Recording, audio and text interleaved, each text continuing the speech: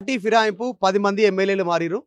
Last రోజు చివరి supreme court తీర్పిచ్చినటువంటి సమయం గడువు ఏదైతుందో సాయంత్రం పూట 7:30కు ఒక లెటర్ పంపిరు. ఆ లెటర్ బీఆర్ఎస్ నాయకులకు చేరింది. దాంట్లో కడియం శ్రీహరి నేను పార్టీ మారలేదు, బీఆర్ఎస్ పార్టీలో ఉన్నా, నా బాస్ కేసీఆర్ అంటున్నారు. ప్రస్తుతం తాటికొండ రాజయ్య ఉన్నారు, మాజీ ఉప ముఖ్యమంత్రి. మాట్లాడదాం. కడియం శ్రీహరి కేసీఆర్ మా బాస్ అంటుండు.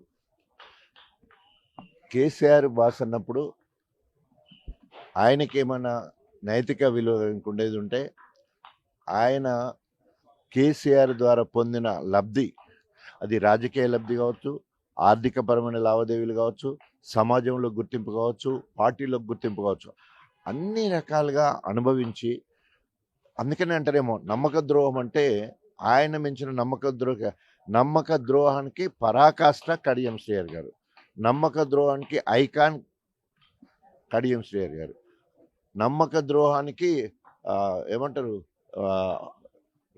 కింగ్, ఎంపైరర్, కింగ్లకే రాజు లెక్క, ఎంపైరర్ లెక్క. అంటే అంత నమ్మక ద్రోహంలో ఆల్ ఇండియా ఫస్ట్ వస్తాడు. ఎందుకంటే ఒక్కరిని కాదు కదా, ఎన్టీ రామారావుకు అన్యాయం, ఆయనకు ఎన్ని పోటీ ఓడిచాయి, చంద్రబాబు నాయుడుకి ఎన్ని పోటీ ఓడిచాయి, మళ్ళా కేసీఆర్ గారికి అన్నిటికంటే ఎక్కువ పదవులు ఇచ్చింది కేసీఆర్ గారు.